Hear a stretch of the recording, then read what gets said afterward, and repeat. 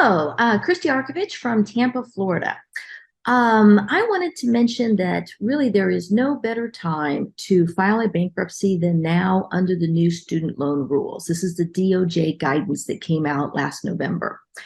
It's huge. Basically, what's happening is that for those of you who follow student loan updates and case law and things like that, it's been almost impossible for someone to discharge federal student loans in bankruptcy. We used to represent Sallie Mae, ECMC, USA Funds, Terry, some of the others in opposing bankruptcies back in the 1990s and early 2000s. We switched sides. We represent only consumers and have for more than a decade now. So basically that standard to make it almost impossible for someone to discharge federal student loans was known as the Bruner standard. It's the majority rule across the country, and it's also the rule here in the state of Florida. I'm from Tampa, Florida, and we represent clients in the state of Florida regarding this matter. And so the rules haven't changed. The Bruner standard hasn't changed. What has changed is the Department of Justice and the Department of Education have a new process whereby someone can file an adversary proceeding in a bankruptcy. So it's separate litigation in the bankruptcy. It even has a separate case number. It does have the same judge.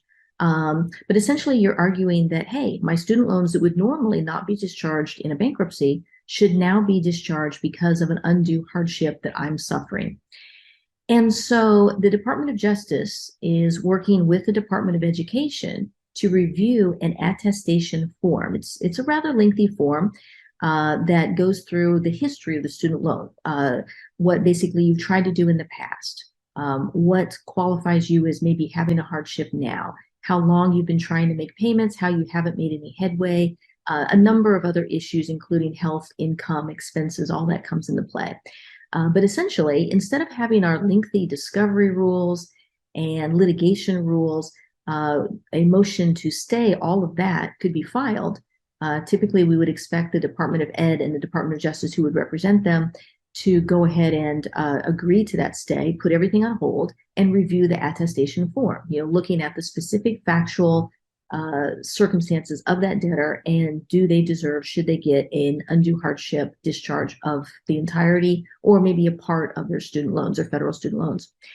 And so we are rolling out with those cases now. Come Monday, I have a seminar that we are co-presenting on this issue. We've done one previously for the ABI, that's the American Bankruptcy Institute, that was very well received. There were over 200 attendees that are attorneys around the nation that are interested in doing this. And finally, it's something that we can actually, I think, do for clients. The fees that are anticipated are probably going to be much lower than what would have been charged previously, because we're not having to go through a discovery process, having to hire experts, doctors to come and testify at a trial. That was one of the huge problems in these cases. And so what should you do before, if you're looking at filing an adversary process to discharge your federal loans?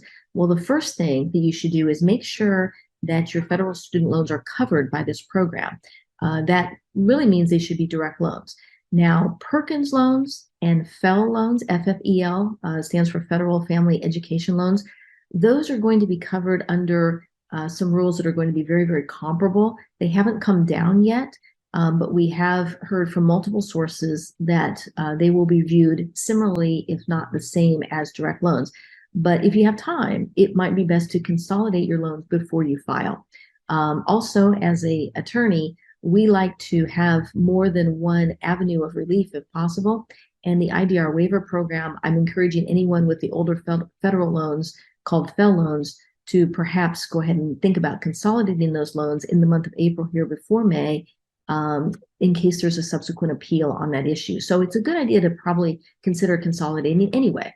I did have a client today that wondered, well, won't I incur extra interest costs if I do so? My 0% rate will go to 6.8, which is the national average. No, if you consolidate now, any direct loan, whether it's old or new or whatever, is all covered by the CARES Act, which allows for a 0% interest as long as the payment pause is in effect. So don't worry about that. So step number one before you file the bankruptcy is to consider consolidating an older FFEL loan, a Perkins loan, into a direct loan so that this new DOJ attestation process in an adversary proceeding will apply to you. And then how long will it take? We're anticipating that once the adversary is properly served on the relevant parties, that it probably will take 30 to 60 days for the Department of Ed and Department of Justice to review. We're hopeful that it won't take longer than that, but we really don't know. Things in bankruptcy do tend to move faster, so we're very happy about that. But eventually, what would happen is if they agree, you would have an agreed stipulation to discharge of that debt. Now, the judge, the court, has to approve of that. If your particular court is adverse to forgiving student loans, they may not want to do that. I think that hopefully our judges, with the facts that we would present to the court under this attestation process, would agree with the recommendation by the Department of Ed to go ahead and forgive those loans. We anticipate filing for those who they've dealt with their student loans for 10, 20 years, probably closer to 20. They're making no headway. The balances are larger. Maybe there's some illnesses. Maybe there's some inability to make good money in the family. Even a tax debt. We have a client we spoke with yesterday that could have a tax debt on a $350,000 forgiveness in 5 years, which would not be covered under the current stimulus tax waiver. And so we're thinking, maybe he needs to do it in a bankruptcy now to get that tax relief. This is a case that's out of state, so we would be assisting and helping another attorney in that state because we don't practice law in that particular state, which is Tennessee. So if you have questions, this is, I think, probably one of the best times to consider filing on your federal student loans if you end up filing a bankruptcy anyway. We do have an uptick in bankruptcy consultations now due to the increasing expenses that people are incurring out there. So if you've lost your position, lost your job, if you have other reasons that warrant you filing bankruptcy now, please consider also filing against your federal student loans. For the first time ever, I think that the landscape is open to consideration for that now. So I hope you all have a wonderful day, and thank you for listening. Please hit subscribe so that we can continue to offer these videos. And if you have further questions, the best way to reach us is info@ChristieArkovich.com. You can also call our office at 813-258-2808. Thank you. Have a great day.